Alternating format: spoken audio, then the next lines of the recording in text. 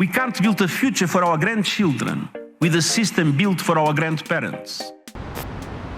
In May this year, the UN Futures Lab and the UN in Kenya came to us with a simple question. What vision do young Kenyans have for the future?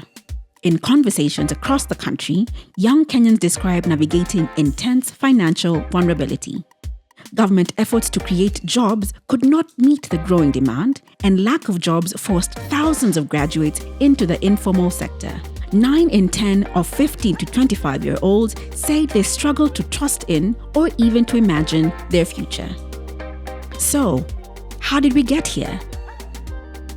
And how can we build a future that young Kenyans can believe in? First, let's rewind the clock.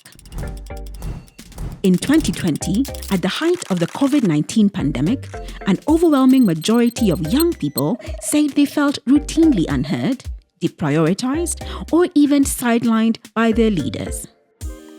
2 years later, 2022's swearing in of a new hustler president who was seen as being on the side of the youth brought hope and a promise of youth-friendly government policies.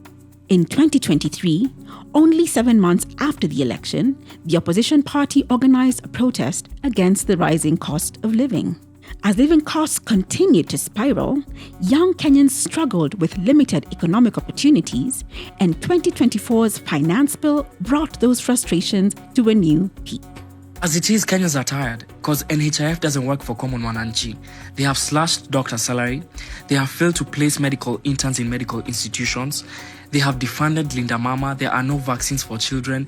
When does it stop? This time, young people organized alone, without political leaders, leading to a landmark withdrawal of the challenging bill. Over the last 4 years, young Kenyans have become more politically engaged, more organized, more powerful, and more convinced that in a functioning democracy, their voices deserve to be heard. So, what are young Kenyans calling for? What do they need to start rebuilding their faith in their future? Shujaaz went across Kenya and spoke to over 2,500 young people in 33 counties. In our conversations with young people and policy experts, one thing was clear: all young people are not the same. To restore trust and confidence, we must answer the different urgent priorities of the main groups that emerged.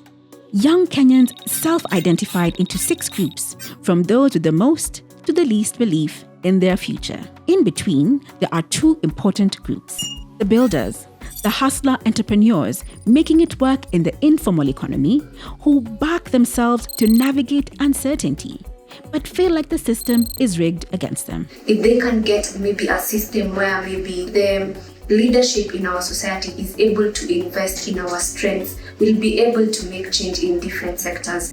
And the traditionalists, the people who used to believe in the future. They have been through school or college, but feel angry and let down because there was no job for them at the end. I have a kid who I must feed. My wife thinks I'm a loser. I'm trying to find jobs everywhere, you see. There's no jobs in. At one extreme, they described the powerless who have no money coming in, no plan for what's next, and nowhere to turn. And at the other, the inheritors, those with enough money and connections to have total faith in their future. Young people told us they had 3 key demands. The builders, the young entrepreneurs, called for a stable, transparent financial system, an end to unfair tax hikes and complex business regulations, a system reimagined to really help their hustles work. A panel of youth experts analyzed our findings and shared policy recommendations for every group. For builders, they urged the government to prioritize growth-based taxation strategies that boost the informal sector over merely increasing revenue. The traditionalists, the system believers, called for accountability, an end to corruption and nepotism. They are asking for a fairer system that implements the existing good policies, rewards merit, and where leaders are held to account. The root cause of hizi problems tuko nazo ni because of corruption. Na kama tunikuwa na corruption, hata finance bill ingekataliwa juu at least tunaona kule pesa inaenda.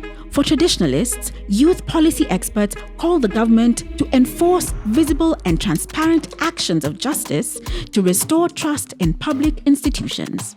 Finally, all 6 groups ask for the same thing: to be heard and understood. Young Kenyans know they are the majority.